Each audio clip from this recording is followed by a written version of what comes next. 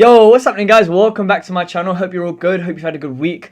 Today I'm just going to be showing you my settings that I use in Warzone, okay? I've had a couple of people ask me what's your sensitivity, what audio settings you use. So essentially what I'm going to do, I'm going to give you a breakdown of what settings I use and why, and which ones I think are the best ones that you should be using based off of, to help you become a better Warzone player. If you're new to the channel, please hit that subscribe button. We're so close to 100 subscribers. I believe we're less than 10 subscribers away. So get your friends, your family, your parents, everyone. Let's get it, guys. So yeah, I'm just going to jump in for you and let's hit it.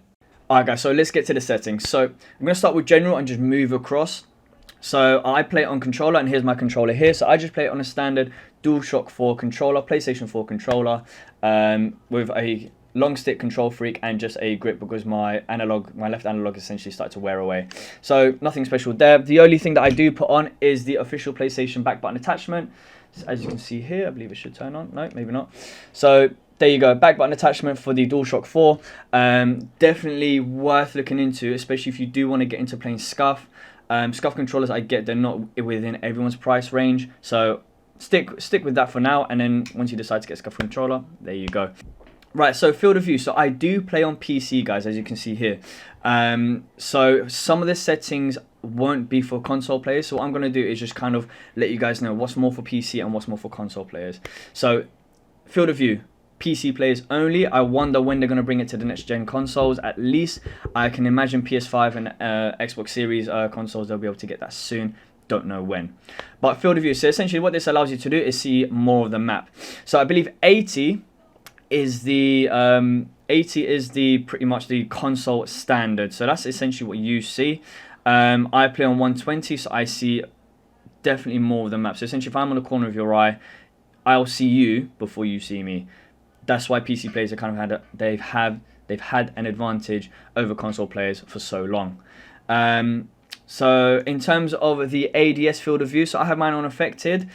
To be honest, in terms of the actual recoil of the weapon that you're using, there is no actual recoil of the gun.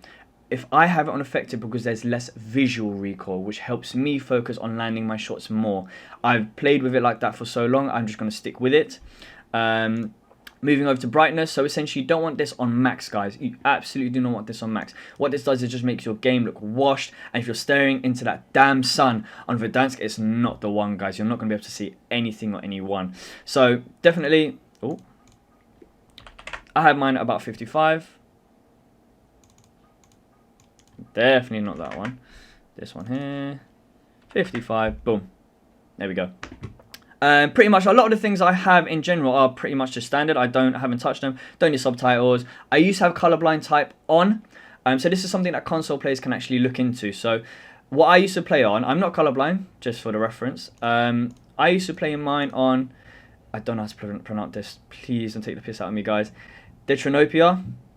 And I used to have it on both. And essentially what this does, it gives you more color to the game. It makes things look slightly more vibrant for the people who are not colorblind.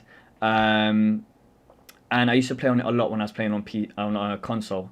So, but ever since I play on PC, you can actually get in video filters, and you can just allow your screen to look much more colorful and vibrant. So I'll look into that later. But yeah, so for me, disable that because I don't need it. On-demand texture streaming, I'll leave that as it is. Minimap shape. Now you definitely want to have this on square, guys. You don't want it on circle. Having it on square, you can actually see more of the map. Just standard. Why wouldn't you want to see more of the map? Minimap rotation, have it on enabled.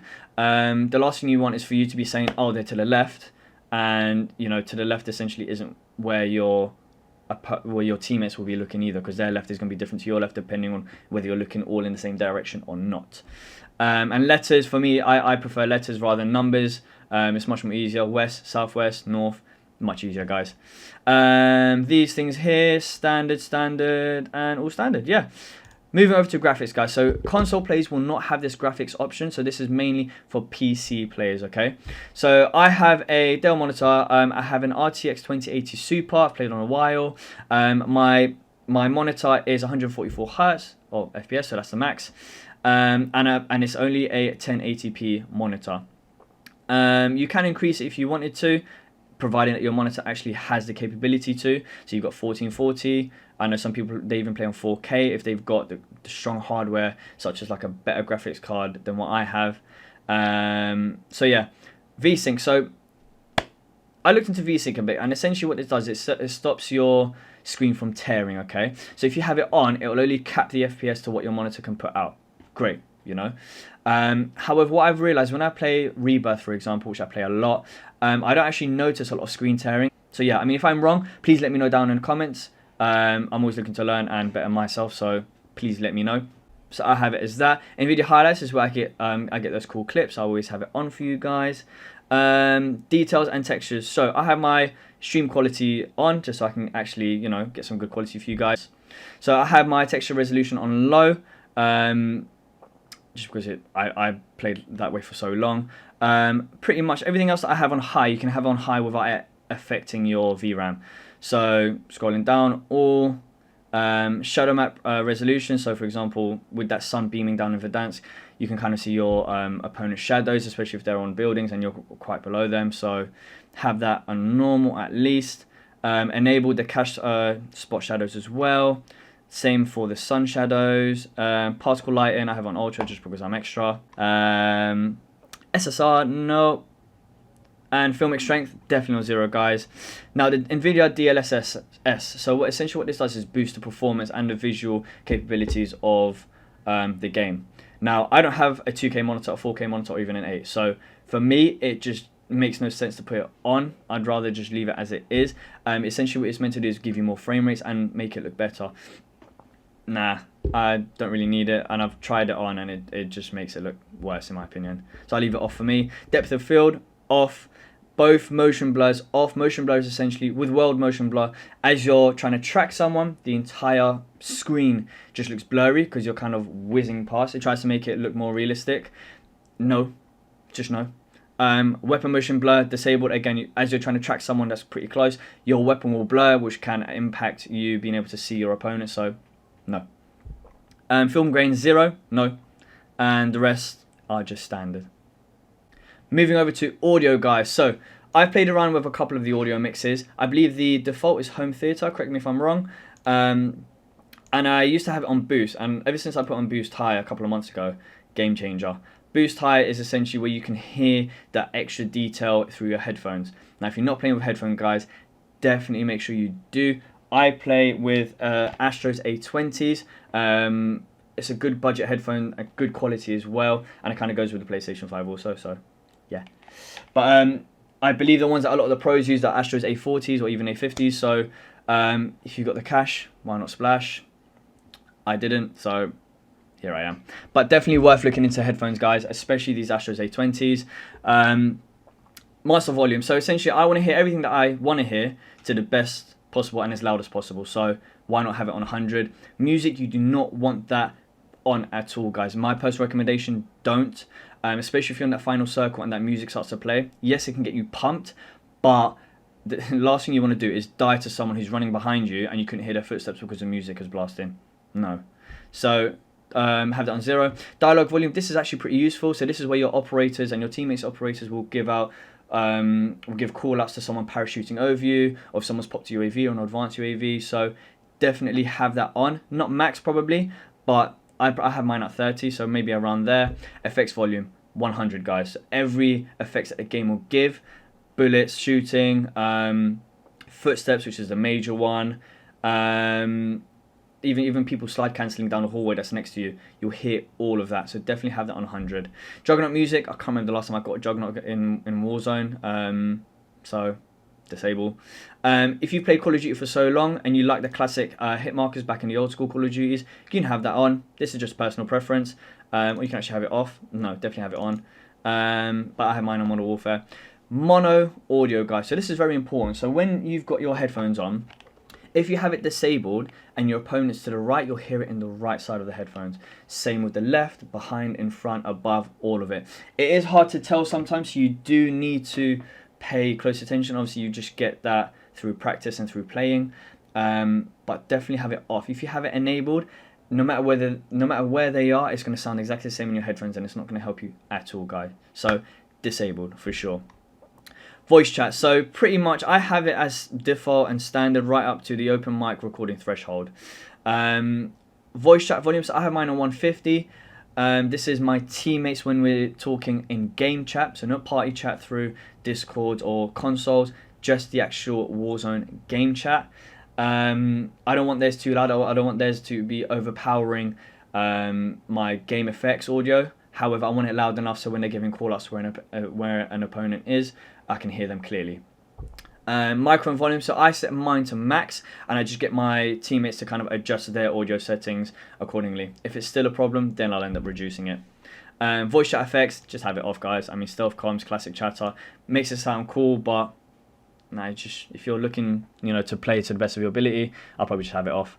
And then wall tracks off. Not a fan of getting into cars or vehicles with that music playing, whether it's my own or teammates. Just no. Right, guys, now over to controller. So this is the main one. So I've always played on tactical, always. I stopped playing Call of Duty for a while and went back to default, and I quickly went back to tactical and everything just came back to me. It was just natural. So definitely, essentially the changes are, instead of you crouching or proning with circle, or what the equivalent is for all the other consoles like B for Xbox, you essentially do that with the right analog stick. Much easier, especially because your thumb is always pretty much on that right analog stick. Dead zone. So dead zone is essentially what can help you stop with stick drift, and it helps with the responsiveness to your button inputs. So if you set that to max, if you try to jump, there would be a couple of seconds delay when your character actually jumped. So you want it as low as possible, but not low to the point where you start to get stick drift. Stick drift is essentially where you're literally holding your controller as so, and your character is still turning. Not what you want, guys. And that stick drift can kick in randomly. So I've had times where I've had my dead zone way too low, and as I'm trying to run in a certain direction, my character will turn sharply, and that can also happen when you're trying to shoot someone as well. So definitely have it as low as possible before you start to get that stick drift. If you get stick drift at something like the default at 1, you might want to look into your controller. Might be something wrong there. Sensitivity. So I used to play on I spent a lot of time on Warzone playing on a 10-10 or 9-9. I've reduced it recently to 7-7. A lot of the Call of Duty pros, they even play on much lower. They'll play on 5s or 6s, just because it helps you with your accuracy, and they're not looking to do flashy stuff like slide cancelling or moving around, super quickly. So 7-7 for me is a good kind of space. Your multiplier though, so your ADS sensitivity multiplier though, that's the main one when it comes to aiming. That's really going to help you with your accuracy. So essentially what you want to do, if you have it below 1, it slows it down. If you have it above 1, it's going to speed it up. So have it as low as you want to the point where you feel comfortable. For me, it works when I have my sensitivities both at 7s and my low zoom at 0.89. And I've recently adjusted the high zoom because I've remembered that there are some Call of Duty, well, not some Call of Duty weapons, there are Call of Duty weapons that have the 4x scope, which I have on my C58, for example. So again, you want to adjust that accordingly. High zoom is also related to snipers as well, so just bear that in mind. I don't snipe as much, so yeah. Aim response curve, so I have that on dynamic. I've stuck with dynamic for so long. Linear is essentially just straight. So this is when you're going from just standing to aiming down sight. Linear is just straight. Dynamic has a slight curve to it, and standard, I can't really remember what standard is. Controller vibration off. Guys, I'm telling you, this is the game changer. If you turn your controller off, it's going to feel weird at first, but when you stop, when you have it off for so long, you're going to notice it's not going to put you off. I know some people that still play with it. Personal preference, just don't. When it comes to weapons, so aim assist, definitely have it on standard, guys. I've used all of these settings, even disabled, and A, definitely have it on. B, I would recommend standard. Aim assist is essentially a bubble, a magnetic field around your opponents that help you when it comes to aiming. It will almost kind of drag your aim without having to touch it, without having to actually move the analog sometimes. You will have to adjust, don't get me wrong, but it does help you when it comes to aiming or tracking opponents.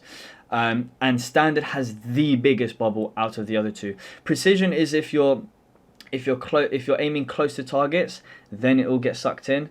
And focusing is when you're narrowly missing opponents. Why not just have the biggest bubble possible and get the best and get the most help as you can? Why not? So standard in my opinion, guys. Scale aim assist with FOV. So this is only for PC players. Essentially, if your field of view is maxed out, you want the ADS, the aim assist, to be scaled to that, so it's easier to track onto your opponents. Everything else is pretty much standard. So use/reload behavior. So this is very important, guys. This is contextual tap. So when it comes to opening doors or picking up loot from the floor, you want to do it nice and quick, especially because if you've just landed and you know that enemies are behind you, you don't want to be caught holding square and then picking up your ammo, your weapon, and then doing what you need to do. Contextual tap, press square, boom, you're ready to go. I'm a player. I have applied. All this just comes down to personal preference. I prefer to hold triangle once, so I know my operator is putting in all his plates, and then I can keep snaking, keep checking around buildings or cover, so that I can keep an eye on where the opponent is. And if you want to stop that the armor going in, you just press triangle again, and it will stop. It will change weapons, so if you want to change back to that weapon, just double press it. But there you go. Slide behavior, tap. Guys, this will help you move around the map a lot faster, especially if you're confident with slide cancelling. Just tapping circle or R3 is much easier. I have tactical sprint, so tactical sprint, or automatic tactical sprint, sorry. This essentially helps you just move the analog forward, and you basically just tactical sprint. Tactical sprint is the fastest form of sprinting in Call of Duty. And parachute auto deploy disabled. There's no way you want to get caught at 30 meters below the ground and you can't even cut your chute and enemies are just staring at you. You're dead. Off to the ghoulie you go. And yeah, guys, that is pretty much all of my settings. Hope you guys enjoyed the video. If you have any questions or anything, drop them down in the comments for me. I'll get back to responding to you as soon as I can. If you like what you saw, please don't forget to hit that like button. And again, if you're new to the channel and like what you saw and still looking for more tips and tricks, hit that subscribe button, guys. All my videos will definitely help you get better at Warzone, I promise. And we are so close to 100 subscribers, guys. Less than 10 subs, so let's get it, man. But yeah, I'll see you guys in the next one. See ya.